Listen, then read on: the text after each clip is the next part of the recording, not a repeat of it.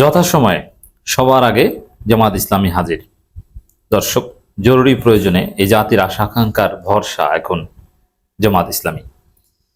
দর্শক, জামাত ইসলামীর রাজনীতির একটা সুপ্রিমেসি, যেটা নিয়ে জামাত ইসলামীর সমালোচক বা জামাত ইসলামীর শত্রু যারা, তারা অনেকটা ঈর্ষা করেন, নানানভাবে এটাকে সংকুচিত করার চেষ্টা করেন। But it's the supremacy of Jamaat Islami. সেটা হচ্ছে জনকল্যাণমূলক কাজ, বিশেষ করে মানুষের বিপদ আপদে তাদের পাশে ছুটে যাওয়া, ত্রাণ তৎপরতা। জামাত ইসলামী কি? তাদের কর্মযোগ্য সবচাইতে ভালোভাবে দৃশ্যমান হয় যখন সব কাজ নিষিদ্ধ। তখনও দেশে কোথাও কোনো বন্যা হলে, বাংলাদেশে যতগুলো প্রাকৃতিক দুর্যোগ নর্মালি হয় তার মধ্যে বন্যা অন্যতম। বিশেষ করে জুন জুলাই বা এই সময়টায় প্রায় বাংলাদেশে বন্যা হতে দেখা যায়। আর বন্যা হলে তখন বানভাসী মানুষের পাশে সবার আগে দাঁড়ায় জামাত ইসলামী। তো এই যে জামাত ইসলামী রাজনীতি, যে বন্যার্ত মানুষের পাশে দাঁড়ানো বা বিপদগ্রস্ত মানুষের পাশে দাঁড়ানো, এটাকে অনেকে বলে যে না, জামাত তো এনজিও টাইপের পলিটিক্স করে, এটা এনজিও টাইপের অর্গানাইজেশন, রাজনীতি ছেড়ে দেন, এনজিও গিরি করেন। অথচ এইটাই হচ্ছে জামাতের অন্যতম একটা সুপ্রিমেসি, জামাতের শ্রেষ্ঠত্বের জায়গা। জামাতের আজকের যে এই জনপ্রিয়তা, জনসমর্থন, তার অন্যতম কারণ মানুষের বিপদ আপদে জামাত তাদের পাশে থাকে। আপনাদের নিঃসন্দেহে মনে আছে, হাসিনার আমলে জামাত কার্যত নিষিদ্ধ, কোথাও দাঁড়াতে পারে না, কোথাও কোনো প্রোগ্রাম করতে পারে না। কিন্তু বিপদগ্রস্ত মানুষের পাশে স্বয়ং আমিরে জামাত সবসময় পলাতক থাকতেন, কিন্তু কোথাও বন্যা হলে তিনি নিজে পানিতে নেমে যেতেন। সেই ধারাবাহিকতায় এখন আবার আমরা দেখতে পাচ্ছি যে বাংলাদেশে, আপনারা জানেন যে বন্যা, সেখানে চট্টগ্রামে বন্যা, ভূমিধস, একই সাথে বেশ কিছু দুর্যোগ, সে অঞ্চলে আমিরে জামাত চলে গেছেন। বড় নেতাদের মধ্যে আমিরে জামাত অন্যতম বা একমাত্র, যিনি এই বানভাসী মানুষকে দেখতে গিয়েছে। সাধারণত হেলিকপ্টারে করে লোক দেখানো একটু দেখতে যান প্রধানমন্ত্রী, মাঝে মাঝে এরকম হয় বড় কোনো বন্যা হলে, যেমন সিলেটে হাসিনা গিয়েছিলেন, খালেদা জিয়ার আমলে এটা হয়েছিল। কিন্তু ওর কোনো প্রভাব পড়ে না, বরং ওতে আরো ক্ষতি হয়। কিন্তু আমিরে জামাত যেভাবে বানভাসী মানুষকে দেখতে যাচ্ছেন, ক্ষতিগ্রস্ত মানুষের পাশে দাঁড়াচ্ছেন, এতে জামাত শিবিরের লোকজন তাদের সহযোগিতার জন্য ঝাঁপিয়ে পড়বে। সত্যিকার অর্থেই ত্রাণ তৎপরতা বা তাদের উদ্ধার তৎপরতা, একটা গতিশীলতা আসবে। আমিরে জামাত নিজে নিজ হাতে সাহায্য দিবেন। This is Jamaat Islami. তো দর্শক, খোঁজ নেন আপনি চট্টগ্রামের বাঁশখালী থেকে শুরু করে বিভিন্ন জায়গায় বন্যার্ত মানুষের পাশে সবার আগে রাজনৈতিক সংগঠনগুলোর পক্ষ থেকে কারা ছুটে গেছে? উত্তর হচ্ছে জামাত শিবিরের লোকজন।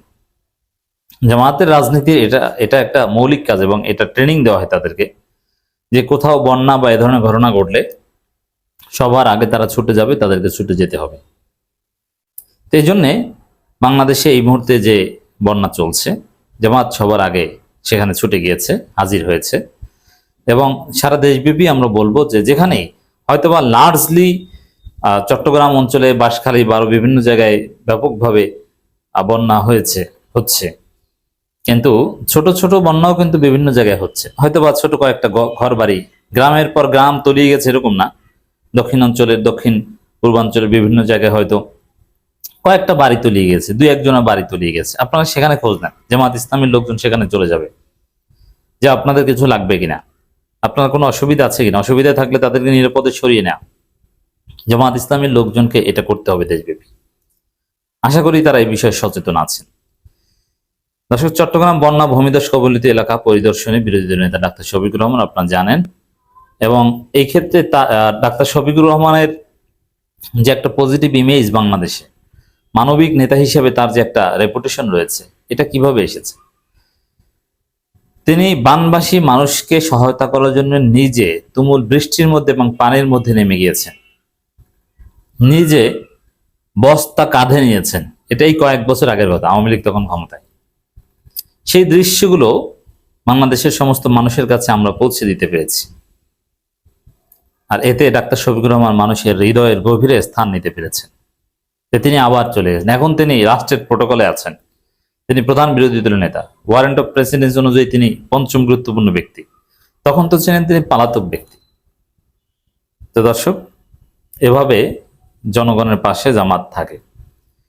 টানা বর্ষণে পানিবন্দীদের মাঝে চট্টগ্রামের চকবাজার থানা জামাত ইসলামী ফুড প্যাক উপহার প্রদান করে। জামাত এই ত্রাণকে ত্রাণ বা এগুলো বলে না, তারা উপহার বলে। এবং বাঁশখালী এলাকার খোঁজ খবর নিলাম, সেখানে জামাতের লোকজন নানানভাবে, লোকাল জামাত তাদের টিম আছে এবং স্থানীয় এমপি সর্বাত্মক চেষ্টা করছেন, তিনি খোঁজ খবর নিচ্ছেন। তো এই জন্যে দেশে কোনো বিপদ আপদ বা এরকম কিছু ঘটলে মানুষের মধ্যে একটা আশা জেগে থাকে যে না থাক, জামাতের লোকজন তো আসবে। যারা ত্রাণের অপেক্ষায় থাকেন তারা আশা করে বসে থাকেন যে জামাতের লোকজন তো ত্রাণ নিয়ে আসবে। এরকম একটা পরিস্থিতি, এরকম একটা বিশ্বাস জামাত মানুষের মনের মধ্যে ঢোকাতে পেরেছে। অতএব যে যাই বলুক না কেন, এই জনকল্যাণমূলক রাজনীতি, এনজিও টাইপের রাজনীতি, ত্রাণ তৎপরতার রাজনীতি, এটা বন্ধ করা যাবে না। হ্যাঁ, রাষ্ট্রকে চাপ দিতে হবে যে কোনো বিপদগ্রস্ত মানুষকে উদ্ধার করা কিংবা তাদের পাশে দাঁড়ানোর দায়িত্ব রাষ্ট্রের। কিন্তু রাষ্ট্র যতক্ষণ পর্যন্ত এটা না করতে পারবে ততক্ষণ পর্যন্ত জামাত ইসলামী কি এটা করতে হবে। আর বাংলাদেশের রাষ্ট্রের অবস্থা কি তা তো জানেন।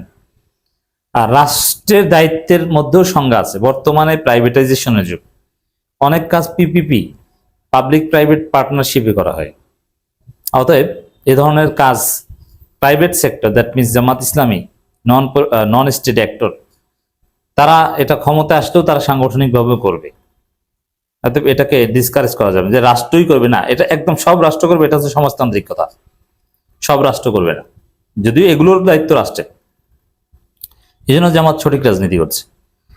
দুর্যোগে দল মতের ঊর্ধ্বে উঠে মানুষের পাশে দাঁড়াতে হবে। মোহাম্মদ শাহজাহান। চট্টগ্রাম টানা বর্ষণে সৃষ্ট জলাবদ্ধতা, পানিবন্দী ও দুর্ভোগে পড়া মানুষের পাশে দাঁড়িয়েছে বাংলাদেশ জামাত ইসলামী চট্টগ্রাম মহানগরী চকবাজার থানা। এরকম বিভিন্ন থানার খবর, হয়তোবা যেখানে একদম কেন্দ্রীয় নেতারা সরাসরি এই ফুড প্যাক বা বিভিন্ন ত্রাণ তৎপরতা অংশগ্রহণ করেছেন, এগুলো জাতীয়ভাবে গণমাধ্যমে এসেছে, কিন্তু লোকাল পর্যায়ে এগুলো প্রচুর পরিমাণে করে যাচ্ছেন এবং উদ্ধার তৎপরতা থেকে শুরু করে সার্বক্ষণিকভাবে জামাতের বিভিন্ন টিম সক্রিয় আছেন। এর অংশ হিসেবে চকবাজার এলাকায় পানিবন্দী পরিবারের মাঝে ফুড প্যাক উপহার প্রদান করা হয়। চকবাজার থানা আমির আহমেদ খালেদুল আনোয়ারের সভাপতিত্বে আয়োজিত ফুড প্যাক উপহার অনুষ্ঠানে প্রধান অতিথি হিসেবে উপস্থিত ছিলেন বাংলাদেশ জামাত ইসলামীর কেন্দ্রীয় অ্যাসিস্ট্যান্ট সেক্রেটারি জেনারেল ও চট্টগ্রাম অঞ্চল পরিচালক মোহাম্মদ শাহজাহান। বিশেষ অতিথি হিসেবে উপস্থিত ছিলেন কেন্দ্রীয় মজলিসের সদস্য চট্টগ্রাম মহানগরী অ্যাসিস্ট্যান্ট সেক্রেটারি মোহাম্মদুল্লাহ, চট্টগ্রাম মহানগরী সাংগঠনিক সম্পাদক ও মেয়র প্রার্থী অধ্যক্ষ শামসুজ্জামান হেলালি। শামসুজ্জামান হেলালিদের আরো তৎপরতা দরকার, আরো নানান বিষয়ে কথাবার্তা বলেন। তো ওভারঅল দর্শক, জাস্ট বাংলাদেশে কয়েকটা জায়গায় বন্যার খবর আমরা পাচ্ছি, সবার আগে জামাত ঝাঁপিয়ে পড়ছে, হাজির হয়েছে।